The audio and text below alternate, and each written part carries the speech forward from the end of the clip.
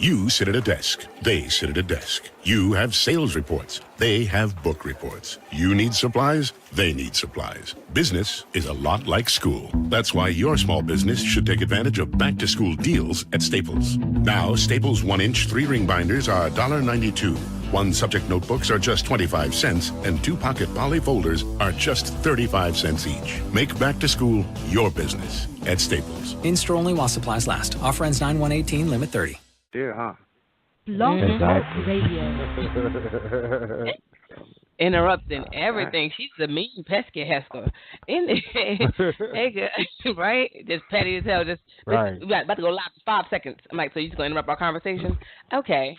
So, hey, guys. Welcome to tonight's show. It's your girl, Sunny. Guys, y'all want to say hi? What's going on, good people? You already know it's your boy Clint, aka Smooth. We in here. What up, though? It's your boy Willie Styles in the building, and welcome to the show. Right? If you are, guys. Oh, tonight is August 30th, 2018. Oh, my God. August is over, y'all. We're about to be in September. Do you remember? Sorry. Oh, my head. man. Yeah, that's a good song. Don't even remind me. Don't even remind me. You know, that means it's like... Taylor Swift. Huh? Because it just popped in my head, Taylor Swift. She messed up our song September. Oh, not the Taylor Swift. Oh, yeah, right. But no, I just said, don't remind me, because, you know, that means it's time to start getting up at 6 in the morning to take the kids to school and all that extra stuff we got to do every morning. Man, it's about to be, right? It's about to start. Brace yourselves. Yeah. Traffic jams and all that. But if you're listening right now, you're on blogtalkradio.com/that GFT radio show. Yeah, did I say it? I think blogtalkradio.com/GFT radio. If you listen to the playback, you're on iTunes, SoundCloud, Google Play Music, YouTube, here, everywhere. Find us. We're there. Yeah. Go get y'all some merchandise. I actually just got one of my other shirts. I think I got the thing in shirt top off because I want to make it like an off the shoulder shirt because I gotta be extra. Go get y'all some merchandise on teespring.com/stores/GFT radio. I believe we got Dame on the line, so I'm gonna get him in before we even start this, huh? I said I gotta get me some more merch. I still got the hoodies up, right? I think get me a couple of for the fall. Oh yeah, right. It's about that time to get them hoodies. I gotta make. Did I make a black one? I think I made a black one because I want a black one. So I'm gonna have to get me a black one. Yeah, so definitely. I think we got Dame on the line, so I'm gonna get him in. But before we jump into Dame, this is the Freestyle Show. We're gonna talk about whatever the hell pop up in our head. This is like totally off the script, no script. You know how we do? We got like a topic and a lineup. We ain't about to do that today. We're just gonna talk about whatever the hell pops into our brain. So if you guys want to join in, you got a topic that you want to get off your brain, call in 657-383-1155 or tweet us live at GFT_radio on Twitter so we can jump in. Let me add Damon. Dame, that's you? Twitter. My bad. Hola. What's going on, Dan? I don't know how many times she was going to say, I'm about to put him on the line, but before we do that, let's go to everything else besides Dame. Dame, I had to do, first of all, I had to do the introduction because that's what they came here for. They need to know where to find us and where to get our merchandise. So that's first and foremost. That. But I understand. No, that was number one. Yes. Number two. I'm about to get Dame online. But before we get Dame online, let's talk about the merchandise and how good it looks on me. But I love you. So what's going on? I love you too. What's going that's on, big love. Let's Dame start off with the first topic. I want Dame to start off with the first topic. Yeah, Dame, give us a topic. Topic. Colin Kaepernick. Something just happened in sports. Okay.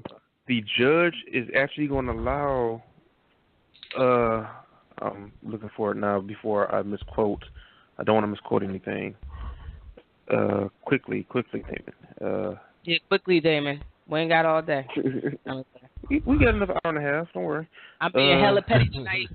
Y'all get y'all petty T-shirt on teespring.com/stores/GFT radio. and get y'all petty shirt. Hashtag that's Sunny all day. All right. Charles Robinson quotes, Colin Kaepernick has won the summary judgment phase of his collusion case, a phase specifically requested by the NFL in hopes of a dismissal.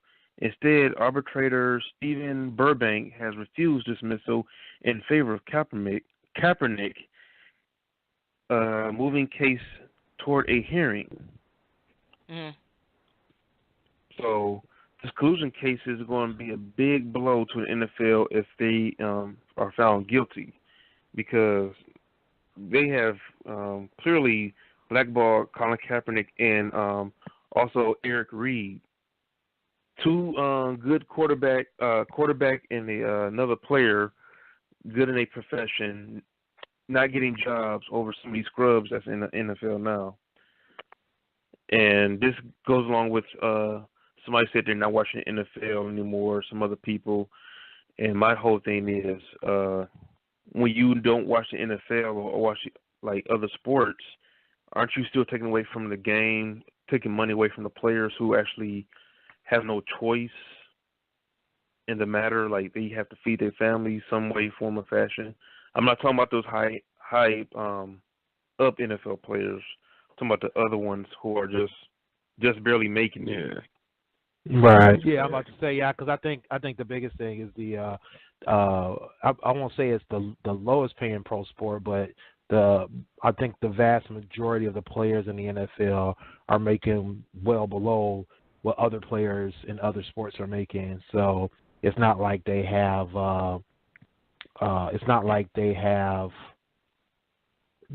millions and millions, tens and tens of millions of dollars being passed around to all these players. Like you said, Damon, it's like there's still the issue or the negative impact that it's going to have on those players, especially for those towns where they are probably low-ranking teams. They're really relying on the advertisement. They're really relying on the TV money, things like that. And if you're either boycotting or you're not going to the stadiums to watch them, that cuts into the pay on a yearly basis. Now, I mean, it's a double-edged sword, in my opinion. So I feel you on that part, but it's a double-edged sword because I think, in order to get any organization of that type and that size, and with millions, hundreds of millions, and billions of dollars flowing in and out of that business, the only way to get them to listen is with money. I think even the larger or the more financially sound teams and players have to still feel that impact because it's the only way to get that voice across from the people, and I think that's the thing is that the stance of some of the owners and the stance of the what they call them, the advertisers, is that this issue is a non-issue or is a moot point, and it's something that they don't have to listen to or something they don't have to accept. But if you take dollars out of their pocket or if you impact them financially, I think it makes them listen up. They realize that it's not just a handful of people who are upset or a handful of people who are feeling this way. And it's not just a general, like a small or a minuscule percentage of people with this opinion. If it starts hurting their pockets, then they'll realize the bigger impact and how many people are really feeling, positively towards this Kaepernick situation. So I think it's important and imperative that people, if they want to make that impact, is to do the boycott, because I think I don't see any other way of making the NFL and the owners realize that they're making a big mistake allowing this to continue to happen. Yeah, I agree as well. I believe, like you said, that's the number one sport in America. The NFL generate the most money, but the players don't see as much of that money as the owners do. You feel me? For me, if I'm an NFL player, I would have been went on strike because of that alone, first of all. You know what I mean? I understand there's those fringe players who, you know, if a strike happened, they may be out for good. But for the greater good, sometimes you have to make a sacrifice. And I feel like the boycott for the greater good, to send a message to the owners, to the public as well. You understand? I think this whole situation has been handled wrong on all sides. I believe if Colin could do some things over himself, I believe he probably would have spoken up more sooner and earlier with certain situations. You know, now I think it has, like I said, the narrative, they tried to change the narrative of what everything was originally about. But right now I feel like if they do boycott, you know, they have to stand firm. They have to, everybody has to fall in line. And I think that's the issue. They don't half-ass it. Yeah, and I think the issue is everybody won't fall in line. You know, it'll be split so bad, you know what I mean, to the point to where it'll do more damage than good, in my opinion. But, you know, I'm for the boycott. I just don't think, you know, everybody's on one accord. You know, because you take last season when, you know, Malcolm Jenkins from the Super Bowl champion Philadelphia Eagles. Just want to throw that in there, even though I ain't watched, but that was my squad. You feel me? So slide that in there. But him and all them other players, they tried to do something with the owners, try to go into talks, and then within that, you had the players split. Some players left the table because they felt like, you know, Eric Reed, who was originally, you know, he kneeled the same time Colin Kaepernick did. Eric Reed did. You know what I mean? They knelt together. That's one. I don't understand why a lot of people leave that out. And now he's facing the same situation Colin did. But he left that table, you know, because he felt like Malcolm Jenkins and them was doing it wrong. He felt like it was some funny business going on. So if y'all can't even come together for that, where it's just a handful of y'all, it was just a handful of them. I don't see how league, you know, even though I'm for the league-wide boycott, I don't see how it would work because I just think everybody too many, what they say, too many chefs in the kitchen, in my opinion. Well, I don't really watch football. I don't particularly care for it. Football movies, yes. Football, nah. But you know, I don't watch it. I'm all for boycotting. I don't care because I don't watch it. I boycotted already. But I just feel like Clinton said, and what you said, Willie, too, that it's sad because it shouldn't be this way. The whole purpose of that whole thing was to get people to understand an issue, and for it to be taken out of context, and then it goes into this craziness, especially with Commander Cheeto leading the pack. It's just sad, but I say boycott it too. I mean, I've already started. Mhm. I just feel like they're gonna change the narrative then, because like in my opinion, you know, because like they say their numbers has been hurting. In my opinion, it's more, but they're trying to say it's because of the kneeling and all of that, and the players protesting the flag, which they're not protesting the flag. But I think it's a lot of people who see through the bullshit. They seeing through the bullshit. They seeing the NFL on some funny business. You feel me? And they don't want to watch.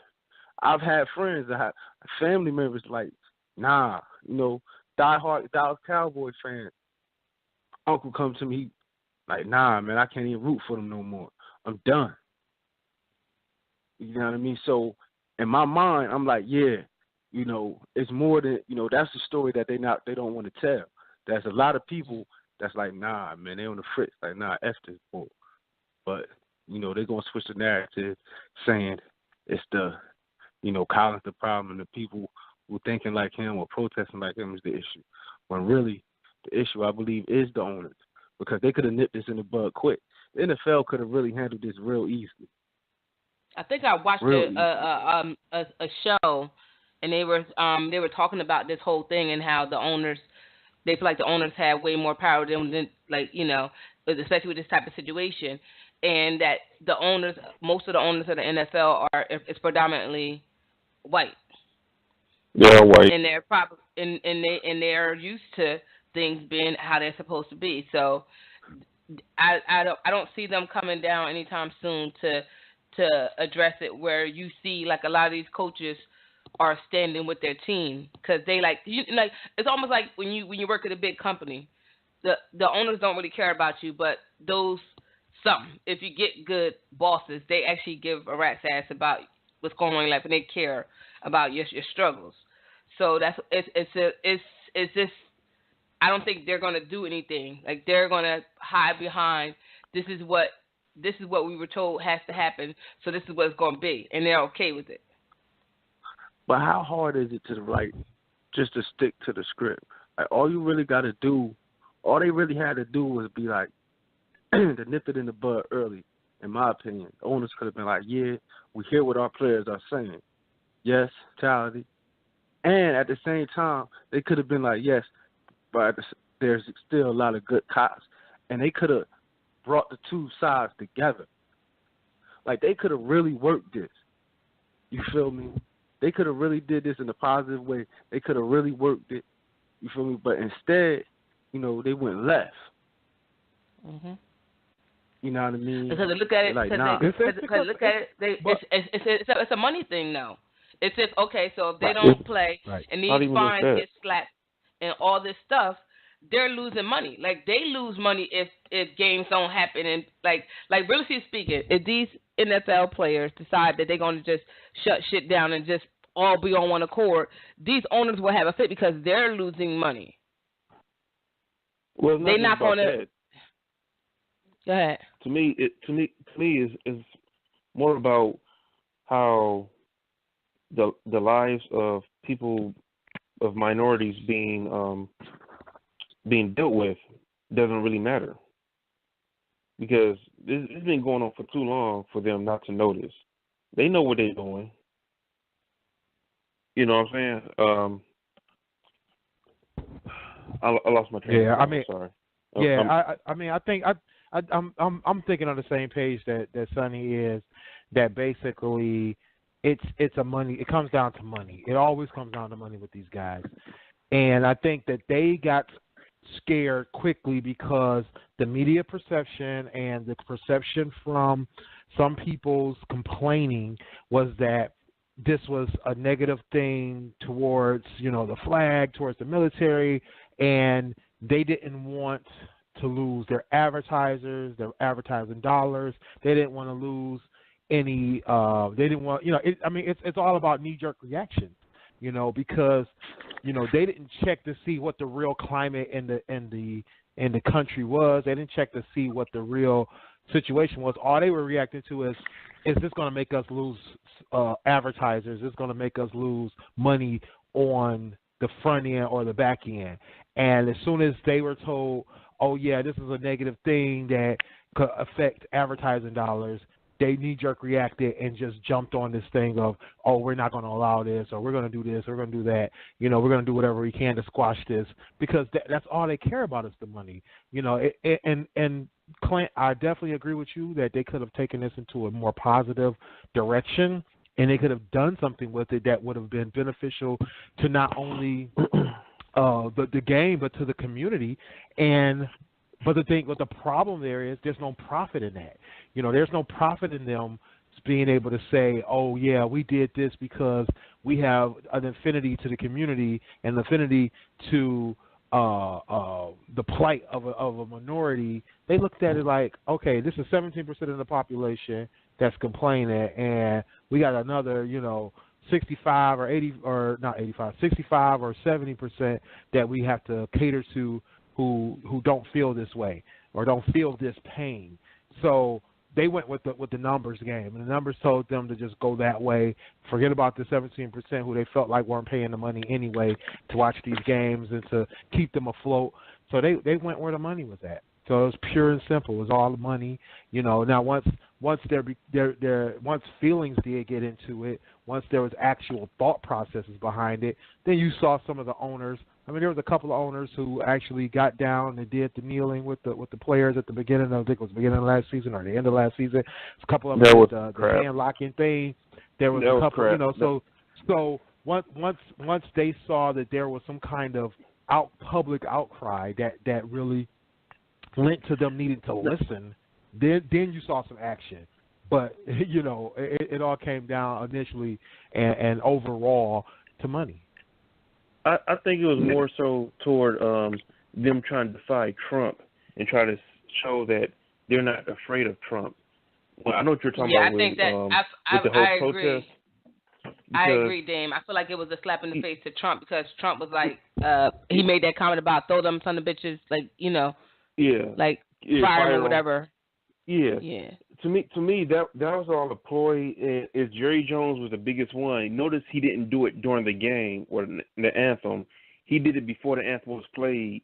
Look for the nearest camera. Look at me. I'm touching a black guy. We're cool. After the anthem was played, like, where's the sanitizer? Get me away from this black guy that I own. That's what I'm thinking that he was actually doing. The NFL could have nipped this in the bud like the NBA did years ago when Mahmoud Abdul-Rauf was the first player that I know in my lifetime to take a knee or sit down during the national anthem. The NBA suspended him, basically blackballed him after his career was over with, or before his career was over with, and set guidelines saying you will stand during the national anthem. These are the rules for the NBA. Ever since then, nobody has ever defied that rule. If the NFL would have just said, hard fact, guys, no protesting, these are the rules, yada, yada, yada, you will stand during the national anthem. Instead, they decide to double down on their stupidity and make some stupid rule about protesting in the locker room or in the hallway, not on camera, yada, yada, yada. Which is stupid to tell. Who the hell protests in the locker room when nobody can see you? The point of a protest is to be seen, taking action. Or heard. Yeah. Seen or heard. So you tell them to go protest in the that's fucking bullshit. Pardon my language. That's bullshit, though. It is. Definitely. It's to the point now, I think ESPN said they're not even going to televise the national anthem just to avoid the whole situation. The ESPN, all these TV shows, networks, want controversies for the ratings. What's more rating, like showing which player kneels, which player doesn't kneel, which player's woke if you're not colored, and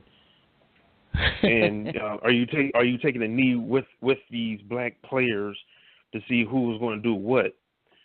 All they had to do was keep the camera on the performer or on the flag during the national anthem is played, or how about stop taking money from the military, because they didn't show the national anthem on TV before 2000 something for these football games. Now ever since they start taking money, they got to show the national anthem and show how everybody's in unity with America. Yeah, that whole situation is crazy. Yeah. See, this if you go play national anthem on TV, keep it on the performer who's performing the national anthem or the flag or whatever they do. Don't show the players. You don't have to show players. See if they're woke or they're staying with the country. Yeah, I mean it's I think bottom line it's all a messed up situation. We have to realize that people don't care about your plight if it don't affect them, and especially if it's affecting their money. So we gotta realize that that not everybody has got our best interests at heart. So that's that. Speaking of not having our best interests at heart, and people who love to hang out with Commander Cheeto, I don't know if y'all saw the latest news about your boy Kanye and his recent apology. recently apologized. Let me get some tissue, Will. Wait. You know what? Let me get a tiny violin. Let me get the tiny violin. But anyway, the boy Kanye decided to apologize about the comments about the slavery being a choice. He did make a formal declaration of not misunderstanding. How many months later? He didn't even go. I know, yeah, it's been some months. I want to say it's been 6 months or 4 months, something like that. It's been some months. So he basically said that he was sorry for making the comments, especially comments that, not only affected people emotionally, but, he said basically the psychology of it all is that, people discount or don't realize that mental issue is a thing, but he said he's not blaming it on the mental issue of his bipolar and depression and all that other stuff, but he's just saying that he was so ramped up in the conversation that the comments that he made were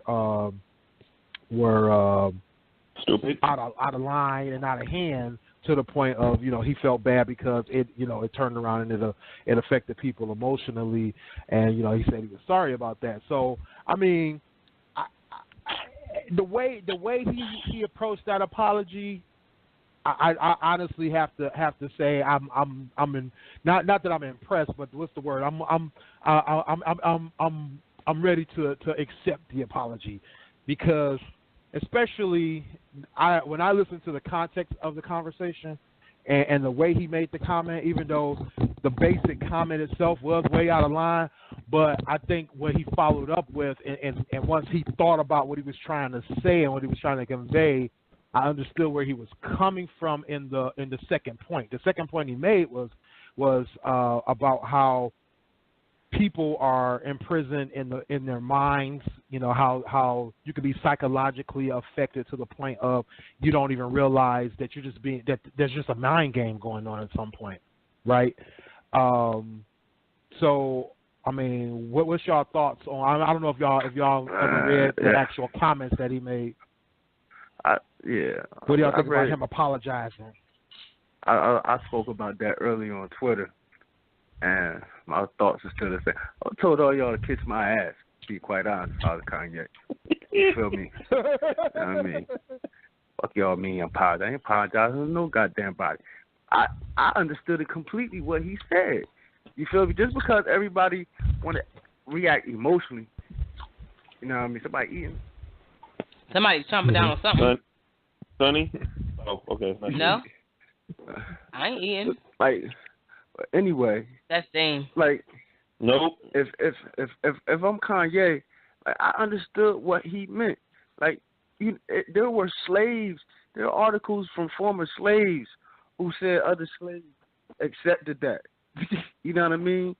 Maybe like accepted their condition, accepted their situation. You feel me? Like, we talk about Harriet Tubman all the time, talking about she would have freed more slaves if they knew they were slaves. So, like, that's what he was referencing. Like Willie said, he was referencing the mental enslavement. Like, it was a mental thing. You feel me? And to this day, we are still affected by that. You know what I mean? He really said nothing wrong. It's just that people took it wrong and wanted to react emotional. You feel me? Not understanding the context.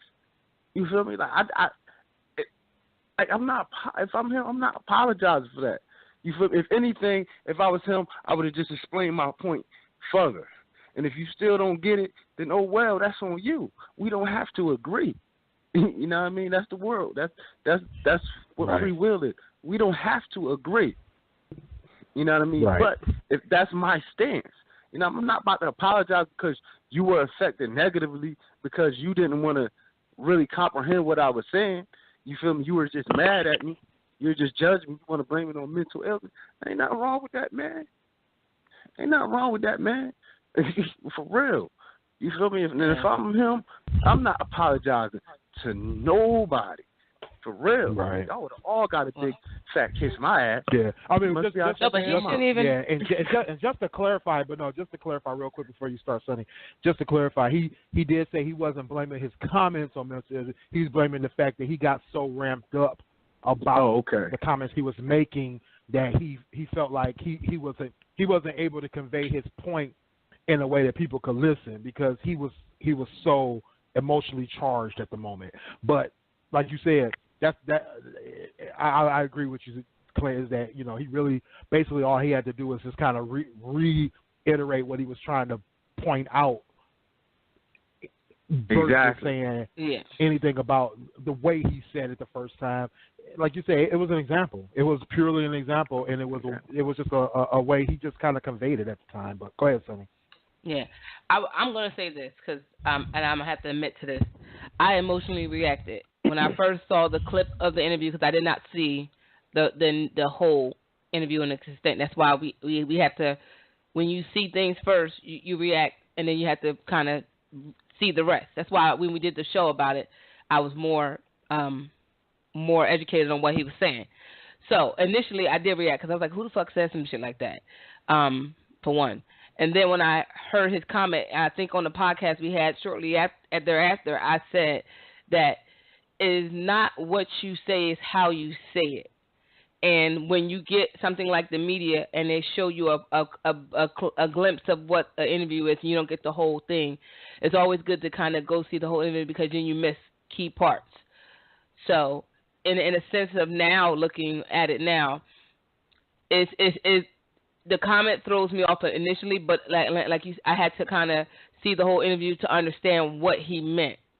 But sometimes, you, like I said, you have to be mindful of what you say and how you say things because you as somebody that's a public figure, you have to understand that when you say things, they can be taken out of context. So you kind of have to you have to understand that it's going to be a positive reaction and a negative reaction, and he got both. You know what I'm saying? As far as him apologizing, it's late as fuck. To me personally, I wouldn't say I guess Clint's right. He can say everybody kisses his ass, but why would you apologize? You said it. It's done. It's been months since you said it. Oh fucking well. I'm not about to apologize for something I did months and months ago. Like I did it. Okay, maybe I said it wrong. Maybe y'all took it wrong. I don't know, but I moved on. I'm not gonna go back and say, remember last year or last couple months when I said something crazy. I apologize. I'm not fucking saying that shit. Like fuck it. I fucked up. Done. I'm not gonna apologize for it later. If he felt like he needed to apologize when all that backlash happened, he could have apologized then.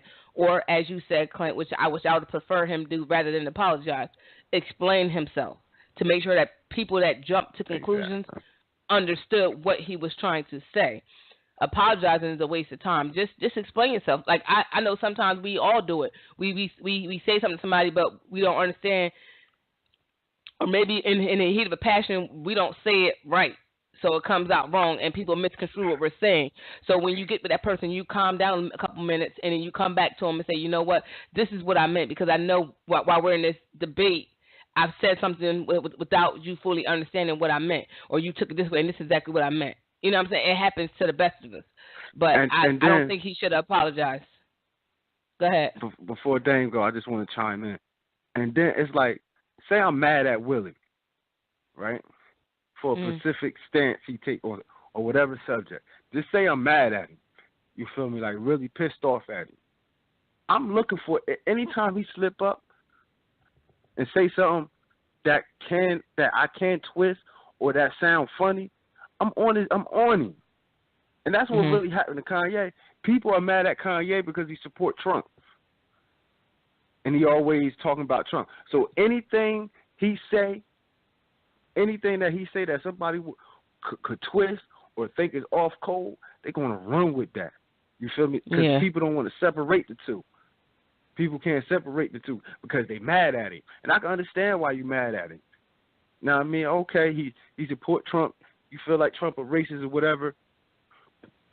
You know what I mean? You don't want to hear nothing he got to say. If he say something anything that sound funny or sound kind of off, we're going to attack him. And that's basically what it came down to me. I get that. Dame? Initial reaction from what he said, that's normal. Everybody has an initial reaction when they see something controversial. But when you sit back, like you said, Sonny, and take a second listen, get everything, all the facts into play, not just just a little snippet they show you on the news just for the controversial hits and likes on social media. He also did say, didn't really apologize. He said he was sorry that he hurt so many people. He didn't really take back the comments that he said. He's, basically said what Clint said, kiss my, what. Don't, he just said he's sorry that he hurt so many people, and for those people who not hurt, he really didn't, is really saying that I'm really not taking back my apology.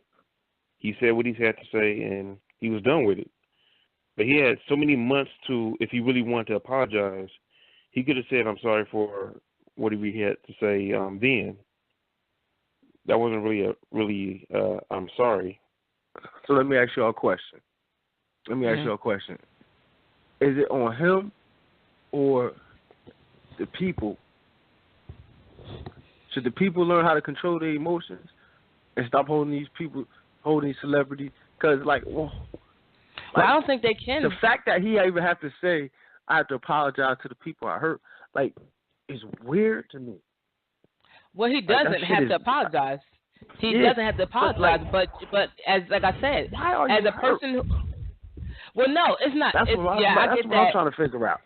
But people are reactionary. People are reactionary. Like if I should just walk up to somebody and say, fuck you. I don't even know them, but I just walk up to you and say, fuck you. And walk off, and they're going to be like, what? They're going to react. That's what people do. Everybody does that. We can say something on this podcast right now that somebody does not agree with, and they're going to react to it and go off their emotion. People do it. People are emotional people. That's what they do. Asking people to take their emotions out of shit is like asking somebody to stop their heart from beating. It's not about to happen. Not unless they're a cold-hearted motherfucker that don't give a fuck about nothing. Like people care. They're emotionally invested. Like look, come on. Now you talking about people that love these celebrities to act like these celebrities is paying their bills. Oh, I love. You say something about somebody they go on a full-blown attack. People are emotional. So asking them to take the emotions out of it is irrelevant. It's one thing like how I did. I got emotional first. Because off the initial clip that I saw, I was like, what the fuck is wrong with him? Like, who said some dumb shit like that? And then guess what I did? I went and found the whole entire clip and watched it. And I understood. It's not even taking my emotions out of it. It's reacting, but also gaining and looking to see more, because you can't just go off of one thing. This is like we talk about this so much with the Black Lives Matter and stuff like that, and all these police brutalities, how people take everything as a Black Lives Matter thing, and it's not. It's like because you're going off as a black person got killed. Like, understandably, some of these people be fucking up their own shit. Not all, but for the ones that fuck up their own shit, they not a part of this shit. Like they separate. But because it's black, they get emotional and say Black Lives Matter. Like they do that. It's just a reaction. But like when that situation first happened, I think it happened in probably like May or something. You feel me? My point then, I remember when we did the show, my point then is like, why? And we did another show on this about celebrities. It's like, why do we put so much stock in their opinion? You feel me? Why? Right. You know what I mean? Why is it that, you feel me? And I don't know if it's the media or what, but like these people shouldn't speak. Why speak for us as a whole? Why is it always celebrities, athletes, or whatever have to speak for the black community? Because black people don't care about another black person talking about nothing. This is what I think the thing is. I think the thing is that people get so involved in celebrity lives and what they're doing, how they're doing it, what they're saying, how they're saying it, and they get so involved in these images, in this lifestyle, and they feel like these people are to be admired. They feel like they're to be worshipped. They feel like they're to be admonished, and they feel like they should be, sitting on top of a pedestal because of the accomplishments that they have. I mean, to be quite honest, there was a lot of people who voted for Trump just because they felt like him being a millionaire made him important and made him smart or made him successful just because he had millions of dollars in the bank. Had nothing to do with what he actually was capable of doing. Nobody ever thought about he's responsible for the failure of multiple businesses. Nobody ever talked about how, you know, the things that he did wrong. Same thing with these celebrities. You know, I think that people put them on a pedestal. And think about it, not even with celebrities. Think about religious leaders. Think about on even a more basic level. Think about how we feel about the police. We feel like the police should live up to a certain standard when it comes to how they treat us, right? You know, it's all about the perception and it's all about the expectation, you know, not the reality. None of it's ever about reality, right? You know, and it's never about what's important or what's real and true. You know, the real and true thing is police are human. They have prejudices. They have marital problems. They have psychological problems. They have mental problems. You know, we got religious leaders who are morally corrupt, who touch little kids, who use the church as a money pot. You know, you have celebrities who are criminals, who are prejudiced, who beat their wives, who do all kinds of drugs. You know, musicians are notorious for being drug addicts, and then you have politicians who, I mean, by pure definition, but by pure perception of what a politician is, we know are corrupt. So, but we still put these people up on high, you know. And I think that's the problem, is that once you put somebody up on high and have an expectation of either their prowess or their responsibility to you. Because thing is this, like me and Sonny, I think I had a kind of a emotional reactionary incident with that comment he made as well. I kind of did the same thing though. Is I immediately was like, what's the full context of this? Because I kind of like to give some people the benefit of the doubt, and I also like to understand more than what the media is showing me, because I know they're notorious. You don't even have to say something remotely bad. They'll make you say something remotely bad and then publish it, chop it up, whatever they got to do to make it sound bad. Anyway, the thing is that it's our expectations, right? And sometimes we expect people to either respect us because they look like us, or because we feel like we've paid them enough of our hard-earned money, or the general public has paid them enough of their hard-earned money, or we have an expectation of their job, or their social status, or their civil status, in the fact that we expect them to do their job. We're expected to do a job. So when we put these celebrities up on high and expect them to say something prolific and important or impactful in our benefit, because we as a general public have put them up there, that perception is what we're running off of. And I think that people take it way too far. You know, they worship the ground some of these celebrities walk on. You know, yeah, can't say nothing about Beyonce. They've been attacked you. Exactly. So I think that's the number one problem. The number one problem is people have such a high expectation of what they perceive these people to be doing, or perceive these people should be doing. You know, anytime you see paparazzi chasing down celebrities to get pictures and stuff like that, and there's a vast majority of people who will say, oh, well, they should just expect that. They're celebrities. And it's like, not everybody feels that way. Not everybody wants that type of celebrity. Not everybody was expecting to have that kind of celebrity. You know, some people want it, some people do, but it's all about how they're running their lives. And I think that sometimes we put them, like you said, Clint, we put them way too high up and make them authorities in areas they have no experience nor the ability to or capability of doing certain things, and people expect them to be leaders or to be motivational. You know what I mean? Mm-hmm. So I think that's the number one problem, is that it's too much of that. It's too much pushing people up just because they make a couple of $1 million a year. That's not capabilities. That's not showing expertise in anything other than, you know, maybe maybe advertising. But that's about it.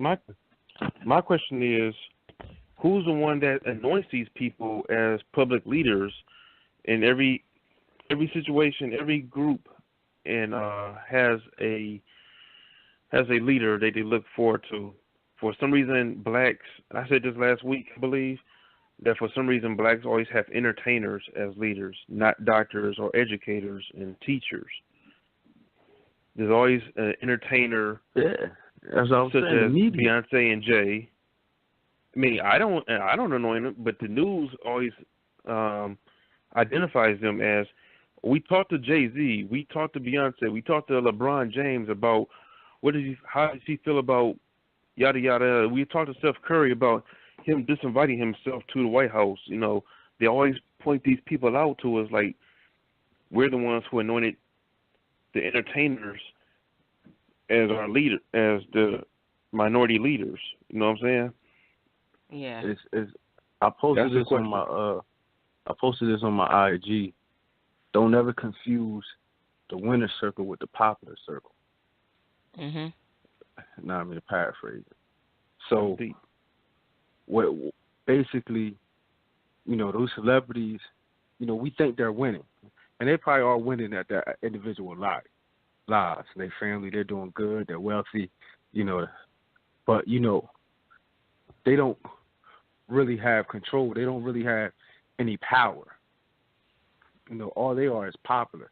You feel me? And I guess like I forget the brother who called in at one of these shows last couple of weeks. They sell us stuff. You feel me? Through their popularity. They are a brand themselves. You feel me? Point you're making, Dane.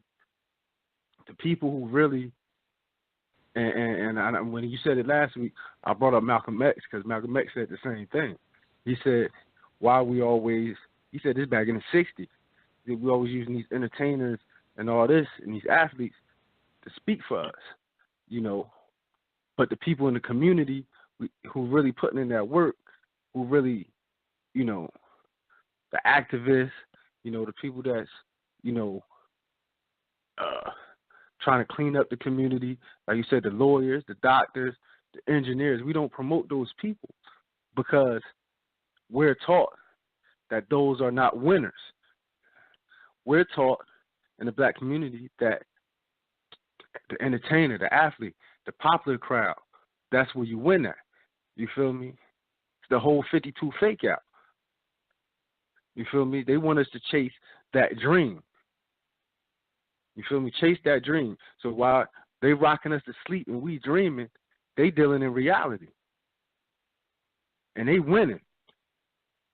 They got the winner circuit. They buying up all the land. You feel me? They kids becoming all the engineers and, getting all this good education.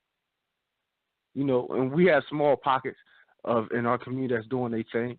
But not at the rate of these other communities. It's because why? Yeah. We still chasing that dream. That's how I see it. Yeah, I agree. I definitely agree. I do have something I want to talk about. I want to bring up. What do you want to bring up?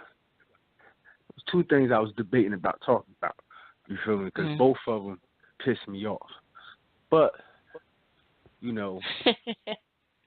I'm gonna go with what I posted on our GFT radio page. GFT IG page. Go check us out. GFT_radio. Yep. And if y'all listening out there, I'm about to. If y'all listening out there and y'all got any topics, hit us up 657-383-1155. That's 657-383-1155. Now, earlier this week, and I believe Willie, just sent it in the group chat as well. But earlier this week, I posted some videos. Now, a couple weeks ago, young lady, black woman, she was at this, this hair shop or whatever, hair store owned by some Asians, and you know, I guess her son was walking out the store when she bought whatever she bought, but when she was walking out the store, her son must have, which was a little boy, toddler, must have had grabbed something and was walking out. So the guy came, I guess he was screaming at her. She threw the stuff back in because she didn't even realize the little boy had took it. So Asian dude, he came out there to antagonize the situation even worse, ended up punching the lady in the face. You know, bust her lip, whatever. You know, and it went viral. So, you know, I guess they were protesting, you know, brothers. Mm-hmm. You know, the black women always complain, you feel me, which is another false narrative, that the black man doesn't defend the black women. You feel me, or come to their aid, which is ridiculous. You feel me? In this particular situation, it was black men out there coming to the defense of the sisters, and they was boycotting this particular shop, and they was telling the sisters don't support them. They did. This is not the first incident this guy has had with the sister going into the store. You know what I mean?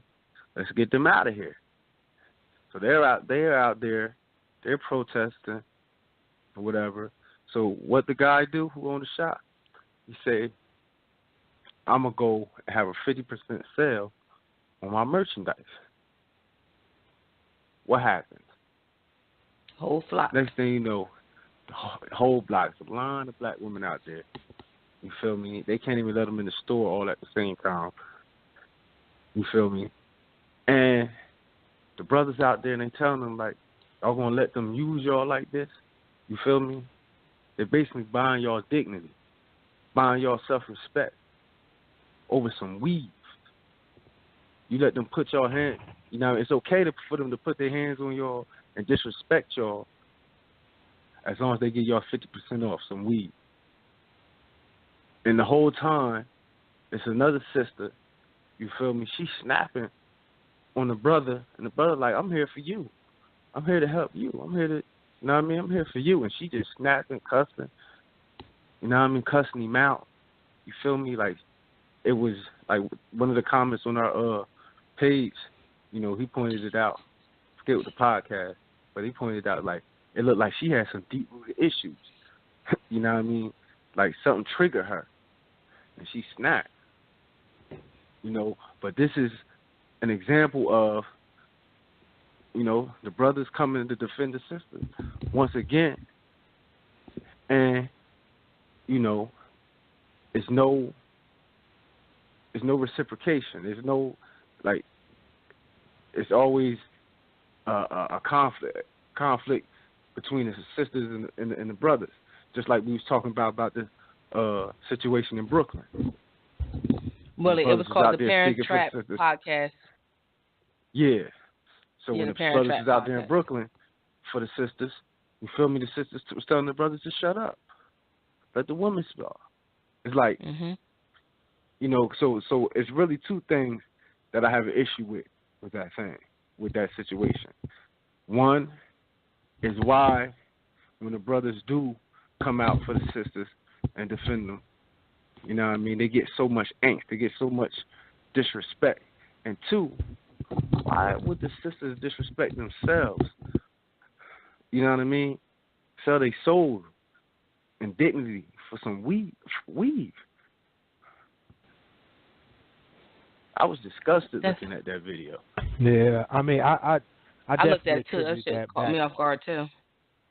Yeah, I mean, I wasn't caught off guard really, because I felt like this just goes back to something you always say, Clint, is that people, we all ain't on the same page, and not everybody is oh man, I always forget how to say it. Skin folk ain't kinfolk, right? Yeah, that's what he said. Yeah. And we make a shirt like that. Hold on, I'm gonna make a shirt. Skin folk ain't kinfolk. Yes. So I think that I'm about to have the whole Clint collection in a minute. Right. I think that that people really don't think through the impact that stuff like this has. They don't think that through. They don't think through the impact this negativity has on their community, on their own personal lives, but also on the lives of people surrounding them, their children, their family members, things like that. So anytime you walk into a business that does not truly support your community and does not have your community's best interest at hand, you're taking away and you're damaging the community. You're allowing this disdain and attitude against your people and against your community to just continue to proliferate and continue to poison the entire community. So I think that some people don't think that through. They don't realize, like you said, is that they're selling their self-respect. And there's only so many things that you can really protect in your life. Because unfortunately, out in these streets, you can't protect your body because somebody's gonna come along and shoot you, rape you, kill you. So you can't protect that.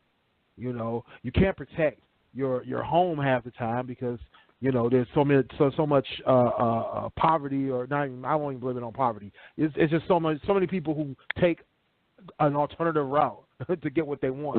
Mm-hmm. Be it for a positive reason or a negative reason.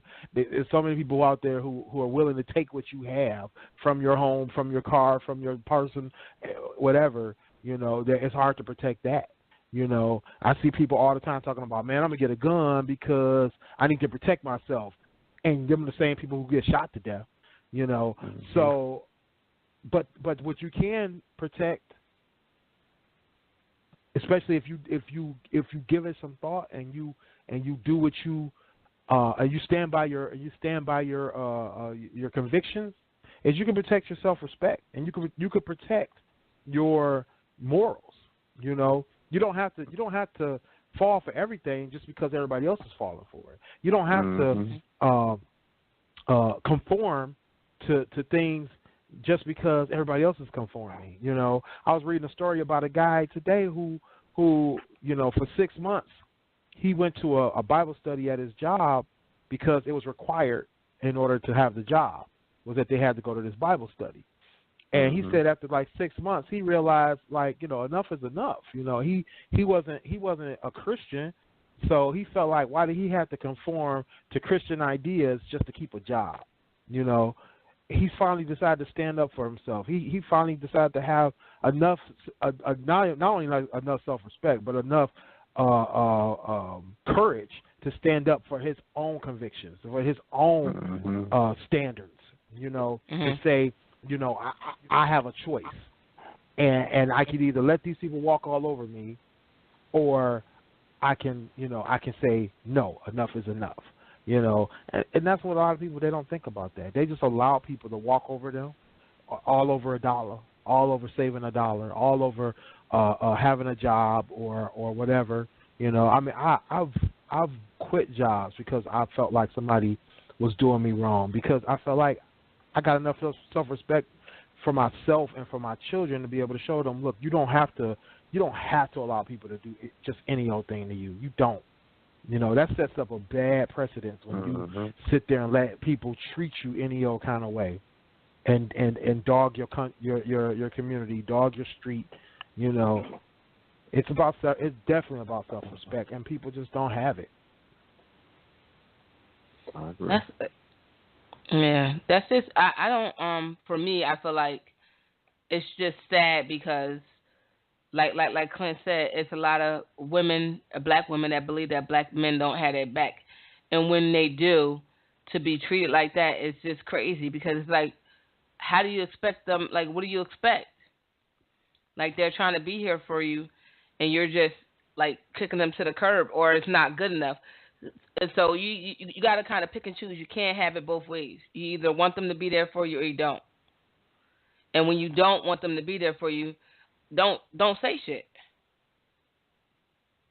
Because how, like, that it doesn't make sense, You gotta pick and choose your battles, and if you choose that that's not your route, then that's not and you don't want them to be a part of it, then don't get mad when they're not there. Simple as that. Yeah, That was one of my major. We really gotta fix the relationship between the black woman and black man, because situations like this will continue to happen, and it's like they know we divided. They know we splintered. You feel me? At the core. You know, of course, you know, no racial group, no ethnic group, none of them all think alike. You feel me? None. But what most of them got in common is their men and their women stick together. Under pressure. And right now, you know, we under a lot of pressure.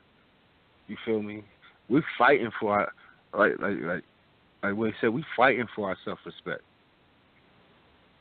We fighting for our dignity. You know what I mean? We done conceded so much for so long. Like now it's time. Self-worth. But yeah, you know, and it's like we need to be together. Yeah. We need to be. We're not gonna go nowhere. You know what I mean? The black man can't go no further than the black woman. The black woman can't go no further than the black man. We have to go together. Absolutely. You know what I mean? And you know, yeah, it's a lot of the blame game going on out here. You know, the finger pointing. You know, I guess we could clean that up a little bit. But at the end of the day, when it's time to get on cold, I don't care what issues we have with each other, we got to get on cold. So, like, even if the ladies... Go ahead, bro. I'm sorry. I just thought about something. This is making me think about the whole black-on-black crime thing. One thing I've just noticed, and I don't know, I'm like, maybe it's because I'm usually on Black Twitter, maybe because I'm usually on Black IG, but I never see white people say, man, white women don't care about white men. Man, white men don't care about white women. White men don't never come to the defense of a white one. I don't never hear that about white people. I don't never, and it's a lot of them. I checked. There's a lot of them motherfuckers. I swear to God, there's a lot of them. I checked. I did my research. I checked. I definitely did my homework on this one. There's a lot of white people out there.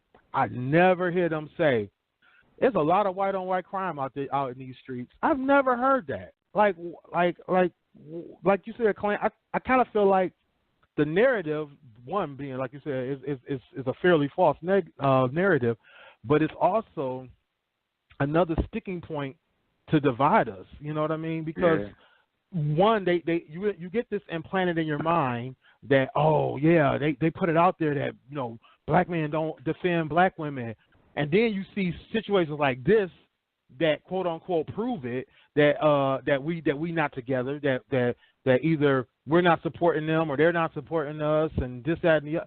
I don't never see Asian people having this issue. I don't even see Puerto Ricans having this issue. I never see this. No. I really feel like it's always this. And the sad part, I don't even think it's somebody else. I think it's us that do that. I think it's our own people that perpetuate these fallacies about our own people. You know, the black on black crime was a white thing, but I think white people did that. I understand. Yeah, but I think that this whole notion that black men and black women can't get along, or this whole notion that black men ain't no good and white women and black women believe it, and this whole notion of, you know what I mean, all these different things, you know, about our community, I think is something that we do to ourselves. You know, we perpetuate these lies to ourselves. We perpetuate these images to ourselves. We perpetuate and like I said, I'm on Black Twitter. These stereotypes, you know, these generalizations, you know, and I'm on Black Twitter 24/7, and well, not 24/7. I'm on Black anytime I'm on Black Twitter. That's what I see, you know, being put out there in quotes and pictures, and you know, every time you put a picture behind some words, somebody think it's the truth, you know. And don't let one of those guys say it, you know, that it's really the truth. You know what I'm saying? Don't do But that. I think that I'm just saying, real talk. You know, but I just think that, you know, that's something else we need to get out of, is perpetuating these lies and these fallacies about our people. You know, these generalizations. I'm so tired of generalizations. You know what I mean? You know, I hate to hear people generalize about anybody. You know, I mean, I love people in general. Well, no, I don't. I kind of hate people in general, but I love the people that I know in general. And you know, they white, they black, they Puerto Rican, they Haitian, they Asian, I mean, there's so many different types of people, you know, and I don't have a problem with people in general, you know. So I hate to see people generalize, stereotype, and have false perceptions about other people all the time. And I think, you know, having those narratives out there is one thing, but when you perpetuate it and you put and you advertise it on top of it, it just makes it worse. You know, especially because then, you know, it just creates the environment or the what's the word, when basically it makes the other people feel like it must be true. You know, because if they hear you say it about your own people, then it must be true, because they don't know anything about your people other than what you say. Exactly. So. Sonny, you got anything you wanted to? What I want to talk about, well, I just want to kind of, before I tell what I want to talk about, well, I want to go into why I want to talk about this. I was having a discussion with a friend on my way to work about, you know, everybody knows, for those who listen to the show, my son is autistic. And a lot of people that look just like me, black folk, have an issue with, you know how people say, well, don't blame that on what they're labeled as. Like, because he's autistic, if I say this behavior stems from his autism, it's not that I go around saying that, but like if I was to say that's just a part of him, like being autistic, like that's one of the issues that I deal with, that's based off his autism. They basically assume it's a cop out, or they say, well, don't blame that on this. It's just X, Y, Z. And it kind of irks my soul, because if you don't have anyone in your family or anyone that you know of, or a kid that's autistic, you don't really understand the different levels to autism. So you're kind of standoffish to them, or like for me personally, for my son, I don't like when people are standoffish or say that I'm blaming things on his autism, and it's not to that. Now, my son is a boy. I know that he does boy things. He get into stuff, you know, stuff like that.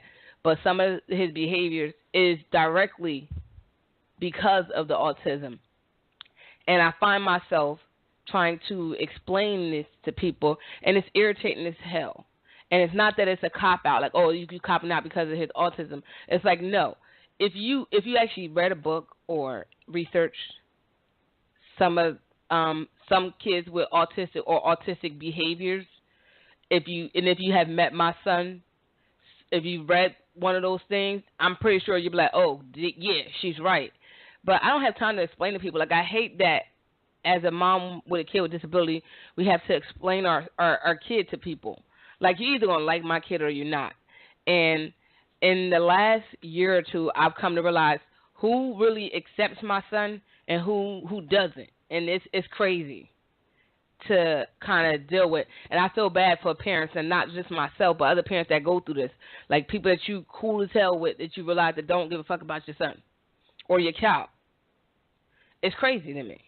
So I just kind of wanted to talk about that, because I don't know if you guys experience or have witnessed people be a certain type of way to somebody with a disability. It's hurtful as a parent to watch people being a certain type of way towards your child, because they don't understand your child, and it is very hard to kind of like not lash out, especially as a parent, because we want to protect our kids, even though he has no idea what's going on. I'm upset because I know what you're doing, and it's an issue for me. So I don't know how to explain that topic, but yeah. I get exactly where you're coming from. Okay, first we got to start with, Willie said something, and I agree with him. I hate generalization and all that, but there's always an exception to the rule. And what has been my common theme these last couple months about people, the majority of people are fucking stupid. Yeah. Or, better yet, just ignorant to a lot of shit.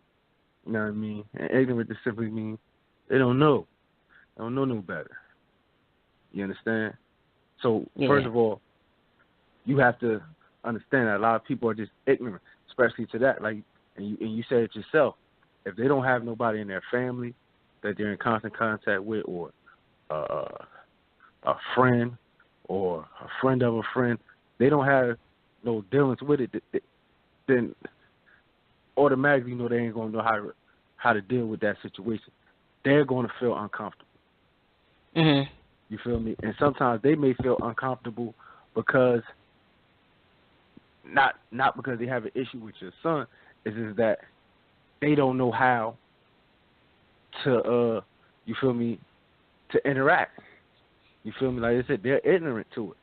You feel me? They may be standoffish not because of your son, but because of their inadequacy. I've been in that position before, where somebody, thought, I was being or being rude to Aurelia, my inadequacies in dealing with I didn't know how to deal with the situation at that particular time. So, it's a two-way street sometimes. At the end of the day, it's a two-way street. I get that, but it's go ahead. I mean, you're a mom. You're a parent. So a parent automatically going to take it much more deeper than somebody who doesn't have to deal with it on a day-to-day basis. You understand? And then, as far as sometimes people think, well, maybe, because I was always told, don't treat them any different. And I don't. Which is a lie. Yeah, but I don't to a certain extent. Go ahead. Not you, though. I ain't talking about you. I'm talking about somebody who's on the outside not directly involved. Yeah, from the outside looking in. Don't treat them any different. I mean, that's good to say. You know what I mean? That's cosmetic. It may sound good, but that's not necessarily true. First of all, we're all different in our own. We all have our own idiosyncrasies or whatever. You feel me? Our own ways. But when something's to the extreme or to the extent of that, it's like you have to treat them different because that's the only way you're going to be able to understand. You know what I mean? They are different. They have their differences. But see, I wouldn't go as far as treating them different. It's for me, like it's not even treating them different. It's understanding. It's taking the time to understand them, because any kid with disability, they just want to be understood. Okay, but my thing is, if I can't communicate with them, like see how me and you communicate, you feel me? It's a barrier there. You know what I mean? Like it's still a barrier. You know how to communicate with your son. That's your son. You're with him. You know how to communicate with him. I don't. You know what I mean? Like I don't. When I'm around there, I still say what's up. Yeah, and he'd be like, you know what I mean? Sometimes he boom, give me a fire ASAP. Sometimes, man, get the fuck out my face now. Like, you know what I mean? Just give me that look, like, fuck out of here. You feel me? Just look past. All right, you feel me? He just don't want to give me no fire today. No, but that's me trying to build a rapport with him. Yeah. No, but I still don't know how to communicate with him like you do. But it's effort. That's what's the difference. The effort that just off the strength that you know me. Like I ain't talking about regular people that don't know him or don't know me. I'm talking about people that know me. So you know me, and your effort is to build a relationship with my son because you see him. You know what I'm saying? Like you see him not every day, but when you see him, you know you're around me, so you want to build that rapport. So that when he sees you, he like eventually gonna say, "Oh hey Clint," or high five you. What's up, Clint? At some point because we got that rapport. I ain't talking about regular folk. I'm talking about people that I see all the time. Like, I'm with you. Like, I'm there. I hang out with you here, there, wherever, or I see you when I see you, but we cool as shit. Like, that's my issue. Like, that's like almost like family to me. Like, if you my family, you want to accept my son and get to know him. Not like, I ain't saying you gotta have like the best relationship with him, because no, like, you know, if you're not around 24/7, you're not gonna have that. But the effort that you put into trying to get to know him or trying to interact with him and not treating him differently is that's what I want. I don't want you separating yourself from him because you don't know. Like, if you're gonna be around me in my life, you have to. Like, there's no way you could be in my life and you don't address my son or build something or try to build some type of bond with him. That when he see you, he like, you know, it's going to take time because you, as you know, you're not around him all the time. But when you see him, you say hi to him, or, you know, give him a high five, and, like, you know, you do that interaction. And I don't see you all the time. So when I see somebody more than I see you, we shouldn't have those issues. And that's my problem. Like, that's where, like, that's when it bothers, because and not only seeing it myself, I know people, like, I talk to other moms and that go through stuff, and it's crazy how you see, but that's like how we say in the podcasting world or the blog world, you get more support from people that don't even know you than you get support from people that actually know you. It's like one of those things. Let me see if I could. All right. Now we know the health issues I deal with, right? Yeah. So let me see if I could make a parallel or make it analogy. Like, all right. Sometimes people, what I've noticed, you know, they'll try to make themselves feel comfortable because, how can I put it? I know when I got sick, everybody, certain friends, close friends, you know, was trying to give me advice on what I should do, this and that, and the third, you know, and they never really experienced it. And then sometimes when they really see me, like, sick, you know, I've noticed they kind of get taken aback because they don't know how to deal with that. Mm-hmm. You know what I mean? Some people don't know how to deal with those types of situations. So it makes them uncomfortable. So, yeah, you know, it takes them out their comfort zone. And so in order for them to really, you know, to really be able to deal with it, they rationalize it in their own mind. You know, to some of my friends, I'm still like, they still think I'm that same dude from 2012, 2013, something like that. You feel me? They haven't made that transition with me. Like, I'm not that same person. So, in the same situation with your son, you know, being around him, them not being used to it, or even if they see you, it probably, you know what I mean, they probably scared to tell you, have an honest conversation with you, that it makes them feel uncomfortable because they don't know how to deal with it. Mm-hmm. You understand? They don't know how to. Yeah. So to rationalize it, you know what I mean, they try to, in some situations, they may minimize it. Oh, ain't nothing wrong with him. Or, you know what I mean? They ain't, like you said, it ain't got nothing to do with his autism or what have you. You feel me? So they try to rationalize it in their mind to be able to cope with it. All right. You feel me? That makes sense. Yeah, that makes sense. I mean, I definitely agree with Clint in terms of, you know, people don't really have either the coping mechanism or the patience. I mean, I'm sure you gain patience and a whole lot more. With, you know, exactly. You know what I mean? Because, you know, I would say in general, as much as I hate to generalize, in general, people don't have to deal with certain things and certain types of people and certain types of situations, and especially in those situations that make them uncomfortable. You know, I mean, it's like a perfect example.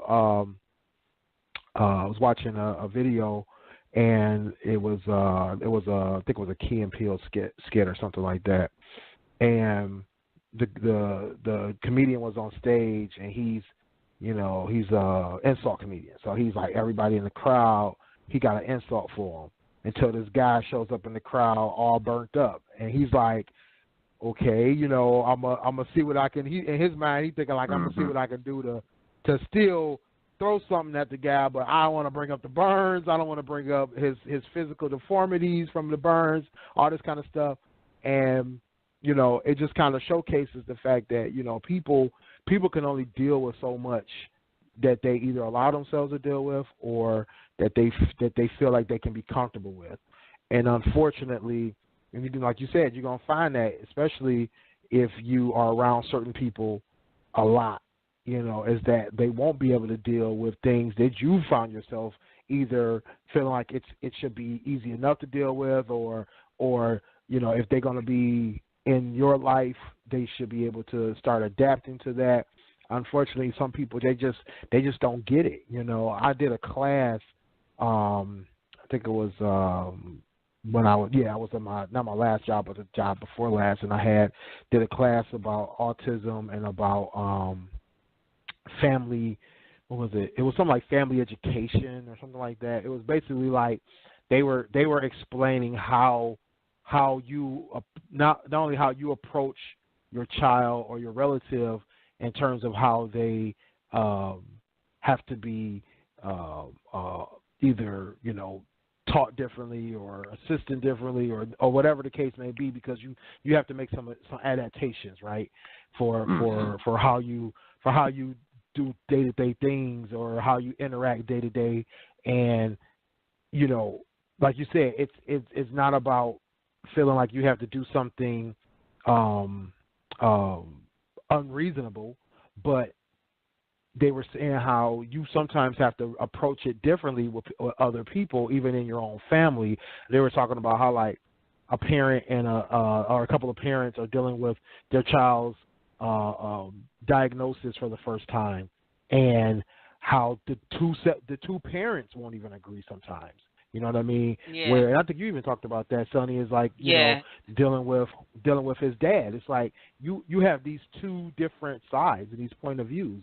I got a friend now whose child has a learning disability, and the child's other parent won't even acknowledge it. You know, won't help the child, won't, you know, do the exercises that they have to do, all this kind of stuff. And it's like, you know, it's because they feel like, oh no, I'm not going to treat my child any different than anybody else because, you know, they can do just like everybody else can do. And it's like, that's fine, and they can, but you got to get them there. You got to get them there first. You can't put on them, you know, something that you expect them to do later on, you know. And it's like, or if you feel like there's a different way or method, then you need to speak up and say that, versus putting it all on the other person to figure out, you know, that kind of thing, or forcing the other person to have to do the things for you that you should be doing, you know. And I think that's what you're expressing, is that, you know, you don't want to have to,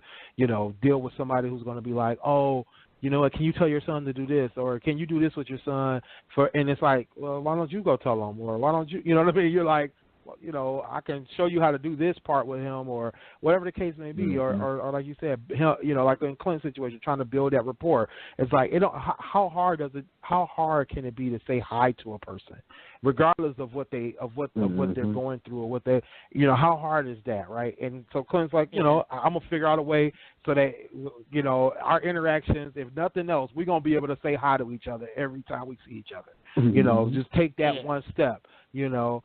And that, and like you said, Sonny, that's an important step to take. But it's something, a simple thing to just say, you know what, let's do this one simple thing and get that done, you know, versus them saying, oh, you know, let your son know this, or, you know what I mean, that kind of thing. Yeah. I have a couple of people in my life with autistic children. I even have a baby cousin who is with a functioning autistic child. Yeah, not quite Asperger's. not quite Asperger's, but just on a high functional end. My mom, when she was retired for the first time, she took care of our baby cousin. She was kind of withdrawn at first because of her situation I won't go into right now. Didn't like a lot of people, didn't like loud noises,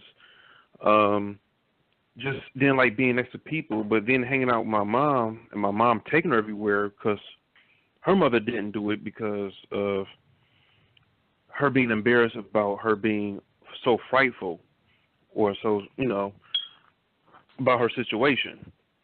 Uh-huh. My mom got her used to being around people, got her kind of talking. She even gave my mom a nickname. It was called Boing for some reason. Never understood that. and I got a chance to see, this is my first time dealing with autism and seeing it firsthand. She even comes up to me and, gives me hugs, say, "Hi, Damon." And, you just got to know how to talk to them. You got to try to break that cycle. You got to want to learn and see what's wrong with people. You don't just have to see that, like, some people just aren't just, I think a lot of people are just scared to say they're ignorant in some way, or just don't know what to do or what to say. Some people are scared to ask for help, understanding things. Some people just rather be dumb to the situation than to understand and try to work through it. If you're going to be in my life, you're going to have to learn how to talk to my loved ones if they're autistic or whatever the issue is. Another friend of mine who's going to have to deal with their autistic son too. He's seeing me since he was born. This boy is like 11 now. He comes up to me. He wants me to pick him up, even though he comes up to my rib cage, and I'm like, "Oh, I can't pick you up like this no more." That's his way of saying hi to me. He doesn't physically say hi, but that's his way of how he wants me to, do stuff with him. Some people are just don't want to learn. Exactly. I 100% agree. Some people don't want to learn or don't want to ask how to learn. And it's something that you don't got to learn all of it, but just learn how to deal with people's kids. At least know how to say hi. Anyone, period. But we got to wrap the show, guys. It's we got a couple minutes, and we don't want the lady to come interrupt them with her petty self. So thank y'all for listening to tonight. Thank you for joining us again, Dame. Y'all want to give out y'all information? Y'all know what it is. Y'all can hit me up on my blog site, kingstruth.com, Twitter @eTrentonGrooming. Holla at your boy. That's your boy Willie Styles. You can get at me at Willie Styles everywhere. That's STYLEZ.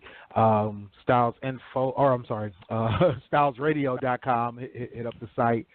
Got new music over there, and WillieStyles.info for all my links. Somebody need to change their battery in their smoke detector so you can be safe. We don't want anybody to not make it through the night. Tomorrow. I'm just saying. You can reach me at I am Sunny _D, Instagram, Snapchat, and Twitter. I don't know about Snapchat. Somebody just added me and I don't know who the hell they are. And he started talking to me. I don't know. He's crazy. Anywho, reach me on live, unreservedlyme.com. Interrupting bitch. Anywho, thank you guys for listening tonight. Check out our website, gftradioshow.com. Check out our merchandise, teespring.com/stores/GFT Radio. I just made the shirt. All skin folk and kin folk, go buy it. Yes. Find us on SoundCloud right now. I just made it. So go ahead and check that out. I did it while y'all was talking.